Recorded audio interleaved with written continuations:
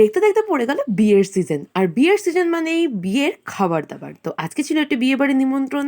তো সেখানে প্রথমেই ছিল ভাত, তারপর ছিল গরম গরম ডাল, সাথে ছিল পকোড়া, আর তারপরেই ছিল চিলি। আর তারপরেই ছিল সর্ষে পাবদা। সর্ষে পাবদাটা দেখে আশা করি তোমরা আন্দাজ করতে পারছো কতটা টেম্পটিং ছিল। আমার তো এই বিয়ে বাড়ির সর্ষে পাবদাটা সবচেয়ে বেশি ভালো লেগেছে খেতে। দেখো গ্রেভিটা দেখো কি টেম্পটিং না। যাই হোক, তারপরে ছিল কাতলা মাছ। কাতলা মাছের কালিয়া করেছিল। আর দেখো একটা না খেতে না খেতে আরেকটার উপরে আরেকটা চলে এসে হাজির। তাই ভালো করে খেতেই পাচ্ছিলাম না। যাই হোক, দেখো এখানে মাছ খেতে না শেষ করতে করতে চলে এসেছিলো আবার ফ্রাইড রাইস। তো ফ্রাইড রাইসের সাথে যেটা থাকার কথা অর্থাৎ মাটন কষা ছিল।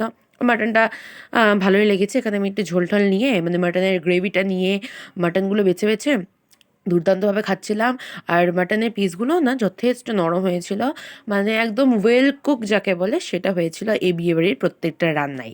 আর তারপর এখানে ছিল চাটনি, সাথে ছিল মিষ্টি দই, আর সাথে ছিল মিষ্টি। তো দ্যাটস ইট।